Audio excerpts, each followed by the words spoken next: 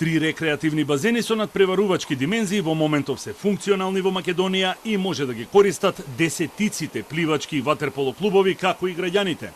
Од вчера, базенот Карпош, кој е во склоп на државната Борис Трајковски, ги затвори вратите за спортистите и рекреативците, бидејќи покривната конструкција не е безбедна.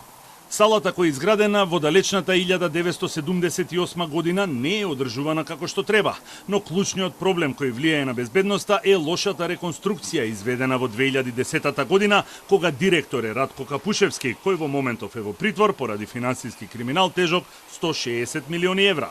Лошата изведба и ризиците ги потврдиле експерти од градежниот факултет.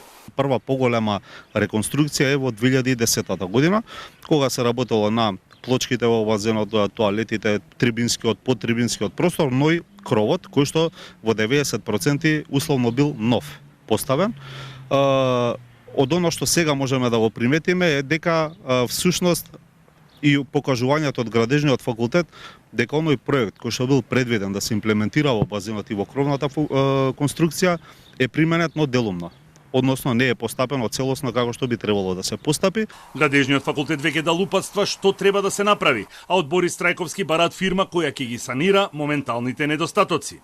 Очекувањата на раководството се дека до крајот на идниот месец базенот ќе биде безбеден и функционален. Да ангажираме фирми кои што во моментот ќе се качат на кровот горе, ќе ги отстранат сите оние елементи кои што можеби представуваат опасност, оние кои што можат да ги фиксираат и ќе се постави една тврда мрежа, таа е крута, би рекол, крут материјал кој што генерално се користи при вакви ситуации, кој што ќе биде гаранцијата дека не може ништо одгоре доколку се случи нешто да се откачи, да падне долу во водата или на плочките да причини било каква штета, дали материјална или не де Боже човечка.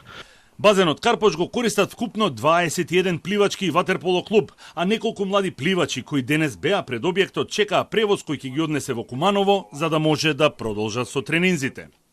Од Борис Трајковски најавува дека нивниот план е некаде во октомври или ноември на почетокот на зимската сезона да го затворат базенот Карпош и тогаш да се направи целосна реконструкција на покривот.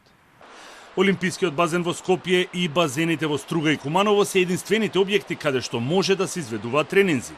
Агенцијата за млади и спорт имаше амбициозен проект за изградба на базени во повеќе градови во државата, но тој не се спроведе, како на пример затворениот базен во Охрид.